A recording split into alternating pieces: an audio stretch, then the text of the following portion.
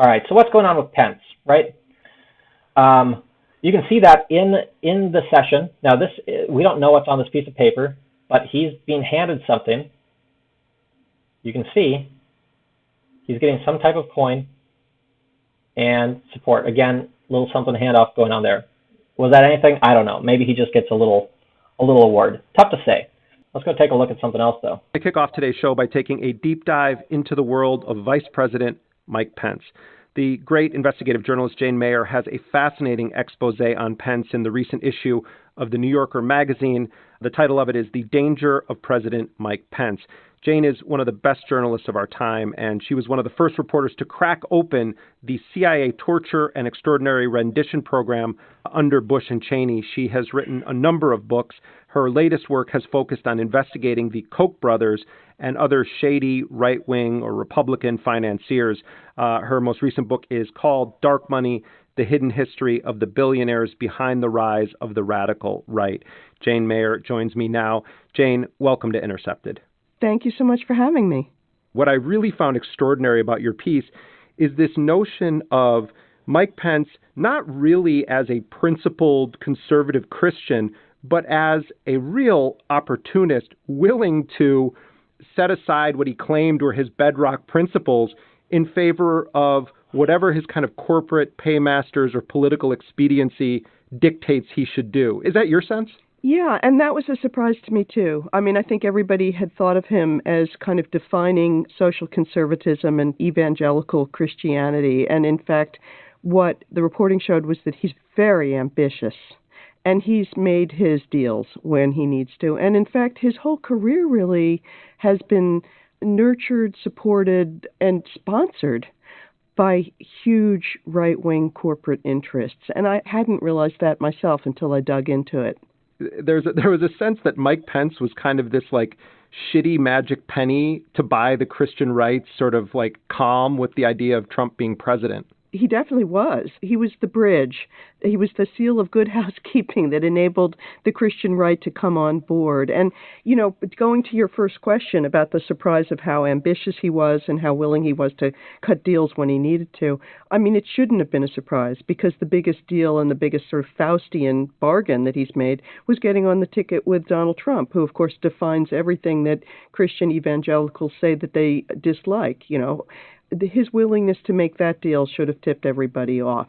You were able to get some pretty powerful quotes or assertions from Senator Sheldon Whitehouse. He, of course, is the Democratic senator from Rhode Island. And one of the things that he said to you was that if Mike Pence were to become president, that the government would be run by the Koch brothers. Maybe you can unpack that and explain the connection between, because the Koch brothers aren't known as fanatical Christian supremacists. No, and I mean, and so isn't that interesting? The Kochs are libertarians, or you could call them neoliberals. They are supposedly people who believe in kind of social liberalism, but there they are having sponsored the career of Mike Pence. And I think it's a real tip-off to what the Kochs really care about. The issue that matters to them is not any of the social issues, no matter what they're saying. What matters to them is allowing business to take over the power in the country, and particularly their own business. So they're pushing back on regulations, and they're pushing back on taxes. Now, I think a lot of people on the left hate the Koch brothers, and a lot of people on the right love Pence, and support the Koch brothers. But what's going on? I don't know if anybody really on the right supports Pence treatment of Trump. And so this was kind of an interesting little example. Yet one more questionable thing about Pence. So again, the goal is to discourage us, to keep us in our houses, to make us feel defeated. Because what they can't do is they can't slip anything past an awake, an energized base of people where both left and right come together as one, stand in unity and peace and love, right? So just keep that in mind. This is our objective. We also have Nancy Pelosi trying to pull a military coup, right? They're trying to get Trump out because if you can impeach him, he can't rerun for office. He can't do a lot of things. All right, this is the New York Times. Nancy threatens House could move to impeach Trump if he doesn't resign immediately. Pelosi said she had spoken with General Mark A. Milley, the chairman of the Joint Chiefs of Staff, about preventing an unstable president from initiating military hostilities or accessing the launch codes. So they're really trying to paint this as this revolution, this coup attempt.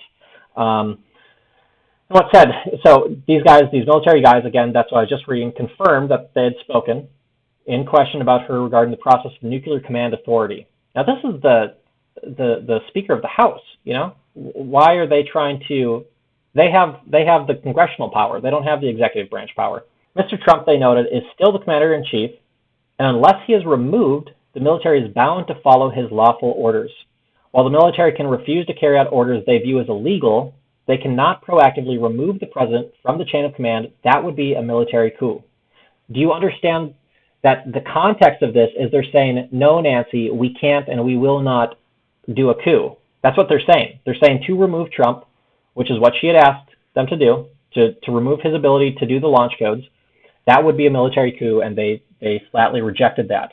So, why is this going on? What is happening? Well, here's just one graph. I want to get deeper into this down the road, but here's just one example of what's happening. So, this is China outbound mergers and acquisitions versus inbound mergers and acquisitions by year. Now, look at this timeline down here. We're starting in 2000. The Chinese mergers and acquisitions very low, very low, very low. In 2008, they spike. This is when Obama was elected. And they're going down, a little bit more stable. Look at, by the time they're at 2016, a huge number of mergers and acquisitions occurred. And now look at since Trump. What happened? They've been back down to the ground. Now, this may mean something, may not. I've got a lot more of this that will be coming out in future videos. I would contend that let's go back to this graphic. In a healthy, peaceful society, the establishment and the populist base are working together to achieve the vision and goals of our nation. And the Democratic and Republican are working together to hold on to the core true values and try to be inclusive to as many people as possible, right? That is the dream. That is when we're all centered in the middle. When you have the establishment trying to take it, why would the establishment drift up to the top here? Why would they drift up to the top? That's what we would call self-interest. And what is the self-interest? Well, I would contend that they're being bought off by business interests, which are being bought off by Chinese interests. And that's what this is showing right here. This is Chinese mergers and acquisitions. If China owns all of our if China owns a huge amount of our businesses and of our public land, not public land, but our private land ownership, right? They're buying up all kinds of things.